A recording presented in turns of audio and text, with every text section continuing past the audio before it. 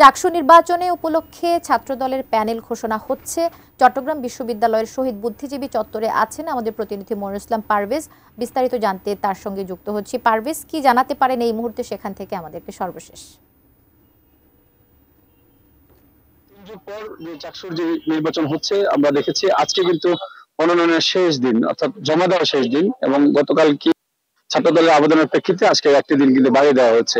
আর এখন আমরা যে জায়গাটিতে রয়েছি এটি ছাত্রদলের প্যানেল ঘোষণা করা হচ্ছে, অর্থাৎ এখানে যে 24টি পদ রয়েছে সেই সবগুলো পদেই তাদের কেন্দ্রীয় নেতৃবৃন্দ আসবেন, এসে তারা কিন্তু এই পদগুলো ডিক্লেয়ার করবেন। তো আমরা এখানকার যিনি ছাত্র দলের যিনি সভাপতি রয়েছেন যে আলাউদ্দিন মহসিন, আমরা তার সাথে একটু কথা বলেছি এবং আমরা ওনার সাথে কথা বলেছি যে ওনারা বলছেন যে কেন্দ্রীয় নেতৃবৃন্দ এসে কিছুক্ষণের মধ্যে এখানে পৌঁছাবেন, তারপরেই মূলত যে ওনাদের যে প্যানেল যে ঘোষণা সেটি কিন্তু হবে।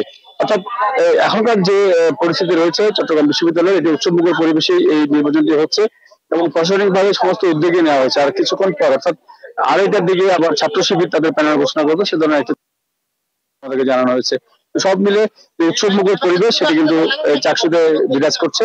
আর ছাত্রদলের প্যানেল ঘোষণার সর্বশেষ তথ্য এখন আমার কাছে এতটুকুই রয়েছে।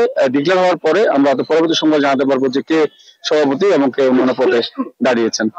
আপাতত এই বিশ্ববিদ্যালয় থেকে চাকসু নির্বাচন নিয়ে এতটুকুই রয়েছে।